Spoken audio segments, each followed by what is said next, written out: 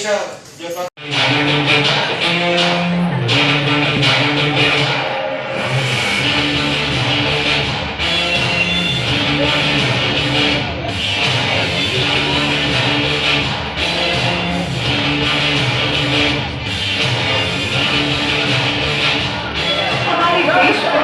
बदलने की ताकत इस असीम युवा शक्ति में है और इसे ऊर्जा को दिशा और मार्गदर्शन देने का काम पुकार होनी चाहिए।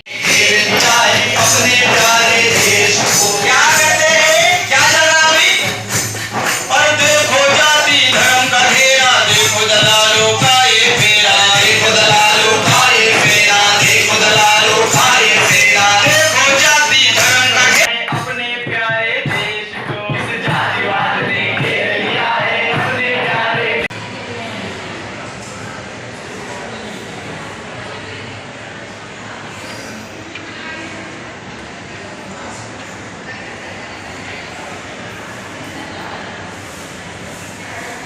वो सेल करते हैं स्टॉप शॉप से, और उनको काफ़ी सारी कठिनाइयाँ उठानी पड़ती है। तो चुनौतियों का ये सामना करना पड़ता है कि जो डंपिंग में काम करने वाले लोग हैं उन लोग ये देखते हैं, ज़्यादातर लोग ये देखते हैं कि जब जो यहाँ पर सिक्योरिटी गार्ड होता है डंपिंग में, उसकी जो शिफ्टिंग का टाइम हो गया और लंच का टाइम हो गया या स्नैक्स का टाइम हो गया, मतलब अभी डंपिंग ग्राउंड में वही लोग जा सकते हैं जिनके पास ID कार्ड्स होते हैं। तो कुछ लोग अपना पेट पालने के लिए छोटे छोटे से डंपिंग ग्राउंड के अंदर जाना पड़ता है, अपना पेट पालने के लिए उनका काम मतलब इस तरीके से।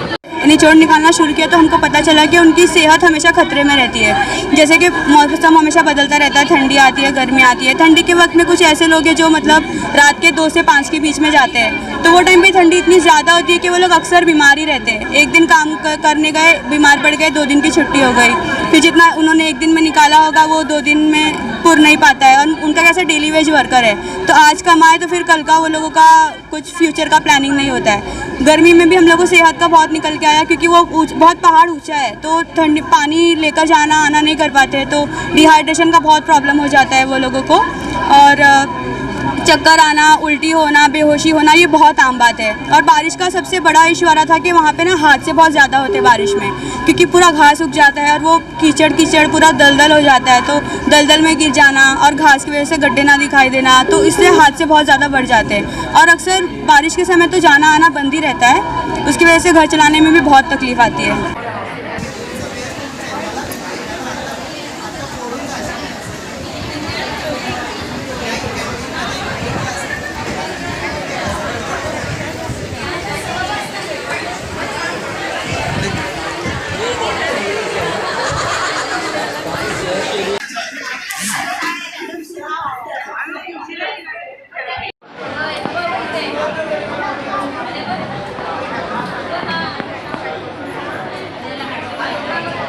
जो धारावी में BC चलाती है महिलाएं, उनके ऊपर किया है। और इसका पर्पज़ था, हम लोग ने 4 उद्देश्य रखे थे, क्योंकि हमारी बस्ती में होता है और हम इसे बचपन से देखते आ रहे, लेकिन इसके बारे में हमें ज़्यादा पता नहीं था कि ये क्या है, कैसे होता है। तो उसको थोड़ा डीपली जानने के लिए हमने इस पर रिसर्च किया। और हमारे ग्रुप के एक मेंबर है, उसके माता पिता भी ये काम करते हैं, तो इसलिए हम लोग ने ये लिया। इसके उद्देश्य हमारे ये थे कि हमें ये जानना था कि आखिर उन्होंने BC का कारण क्या जो उन्होंने BC चालू किया, और उनकी आर्थिक स्थिति पहले कैसी थी और अब कैसी है, ये जानना था। और जो जैसे BC के काम में ज़्यादातर मर्द आते हैं खाना खाने घर पे, तो आस पड़ोस के लोग उनके बारे में क्या सोचते हैं, रिश्तेदार उनके बारे में क्या सोचते हैं, इस बारे में, क्योंकि हमने सुना था कि उनके बारे में अच्छा नहीं। हम लोगों ने धारावी में किया है ये करने। हम लोग निकले थे, जब हर एक घरों में जा रहे थे, तब हमें ना बहुत लोग ऐसा बोल रहे थे कि तुम लोग हम लोग भाड़े से रहते, तुम लोग हटा दोगे क्या, हम लोग BC चलाते हैं, तो आस पड़ोस वाले लोगों को बहुत दिक्कत होती है ना, तो इस वजह से तुम लोग हम लोग को निकालने आए हो क्या। ये सब के कारण हम लोग को बहुत लोग भगा दे रहे थे। कोई लोग बोल रहे थे कि हम लोग का BC बंद नहीं करना, तो इस वजह से हम लोग को बहुत लोग भगा दे। कोई लोग बहुत अच्छे थे, हम लोग को बैठाए, नाश्ता पानी भी खिलाए, तो हम लोग को बहुत अच्छा लगा इंटरव्यू लेते समय। और इंटरव्यू में बहुत सारी तकलीफ़ें निकल के आई, जैसे उनके घर में लड़का है तो वो पढ़ने जा रहा है, और लड़की है तो वो घर का काम कर रही है। बहुत सारे घर में 3-4 लड़की है, तो उसमें से 1-2 लड़की ने पढ़ाई अपना छोड़ के इस बिज़नेस पे ध्यान दिया। और कई सारे घरों में जो मर्द थे उनका एक्सीडेंट हो गया था, फिर एक दो घरों में ना उनके पति की डेथ हो गई थी, जिसके कारण वो बीसी स्टार्ट किया। कि हमको ये जानना था कि जो देवनार डंपिंग ग्राउंड से जो रोज़गार जुड़े हुए हैं उनकी सेहत पे डंपिंग ग्राउंड में काम करने से क्या असर हो रहा है। तो हमको ये जानना था कि उनको क्या क्या असर हो रहा है, जैसे कि उनको क्या क्या कठिनाई का सामना करना पड़ता है, उनकी ज़िंदगी कैसे चल रही है, उनको क्या अपेक्षा है अपने काम को लेके, या फिर वो क्या मांग कर रहे हैं अपने गवर्नमेंट को लेके। तो ये हम लोग जानना चाहते थे। हम लोग गोवंडी में बिलोंग करते हैं और हम लोग ये सब्जेक्ट इसलिए चुना क्योंकि हम लोग खुद देवनार डंपिंग के पास ही रहते हैं, तो इसलिए हम लोग ने ये टॉपिक चुना। कि था कि सोशल मीडिया की वजह से स्टूडेंट पे क्या असर होता है, तो हमारे साथ भी होते हुए हमने देखा। हम 7 जनों का ग्रुप था, तो हमें लगा और लोगों के साथ क्या हो रहा है ये हमें जानना था, तो हमने हमारे कॉलेज में ही वो रिसर्च किया था। और इसमें आपने क्या एनालिसिस किया था, क्या कंक्लूजन निकाला था? कंक्लूजन ये निकला कि सोशल मीडिया ये हर कोई अपने हिसाब से यूज़ करता है, कोई ज़्यादा यूज़ करता है तो कोई कम, पर उसका असर हर किसी के पढ़ाई मेंटल हेल्थ पर होता है कहीं ना कहीं। पर कुछ लोग उसको पॉजिटिवली यूज़ करते हैं और कुछ लोग निगेटिवली यूज़ करते हैं। कुछ लोग सोशल मीडिया को ही कनेक्शन मानते हैं, तो कुछ लोग फिजिकल मतलब फेस टू फेस बात करना इसको कनेक्शन समझते हैं। तो हमने सुझाव यही दिया था कि आप जितना पॉजिटिवली हो सके उतना उसका यूज़ करो और ज़्यादातर फिजिकल रिश्तों को अहमियत दो। लास्ट ईयर का प्रोसेस तो बहुत अच्छा था, पुकार ने बहुत कुछ सिखाया है। अभी मैं टीस में MSW कर रही हूँ, तो पुकार का उसमें बहुत बड़ा हाथ है। वो जो रिसर्च हुआ था, हमने रिसर्च किया था, वो स्लम रिहेबिलिटेशन अथॉरिटी के जो ट्रांजिट कैंप होते हैं, तो ट्रांजिट कैंप की क्या हालत होती है, वहाँ के लोग कैसे होते हैं, कैसे जीवन जीते हैं, तो इस पे रिसर्च किया था। बांद्रा और घाटकोपर ऐसे 2 हमने साइट रखे थे।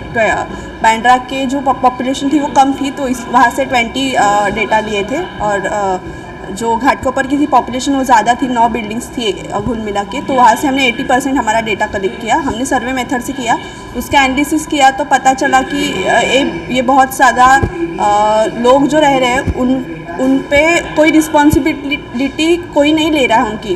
वो लोग 17-18 साल से वहाँ पे रह रहे हैं। अभी वो लोग शिफ्ट होना चालू हुए हैं, लेकिन उसमें जो SRA का जो रोल है वो बहुत बढ़ना चाहिए। जो स्लम रिहेबिलिटेशन अथॉरिटी है, जिसका बांद्रा में ऑफिस है, तो उसका रोल बढ़ना चाहिए, हमने देखा। और अभी वो जो रिसर्च किया मैंने, उसका मुझे TISS में बहुत ज़्यादा फ़ायदा हो रहा है। उनको क्या तकलीफ़ आई उस दौरान, उसके ऊपर काम किया था। तो हमने घर घर जाकर विज़िट किया और पता किया कि उनकी क्या तकलीफ़ थी। तो पहले उनको राशन की भी तकलीफ़ थी, जो आम लोगों की तरह उनको नहीं बांटा जा रहा था। कुछ लोगों को दिया जा रहा था, कुछ लोगों को नहीं दिया जा रहा था। और तो आपको ऐसा नहीं लगा कि ऐसा गुरुग्राम में महाराष्ट्र देते या देश को आज़ाद को 75 साल हो गया, ये गलत है, ऐसा नहीं लगा? क्या देश को आज़ाद होके अपने देश में ऐसा हो रहा है, आपको अलग नहीं लगा? ऐसे तो लगा, मगर इसलिए तो हम रिसर्च करने गए कि क्या हो रहा है, क्या माहौल में नहीं हो रहा है। हमने हर तरीके से उनसे सवाल पूछा कि आपको तो उनके हॉस्पिटल में भी ऐसे ही था, पहले भी ऐसे था, तो मगर उनका कहने का कुछ टाइम पहले जितना होता था अब उतना नहीं होता, थोड़ा कम होता है, मगर अभी भी होता है, ऐसे नहीं कि नहीं होता।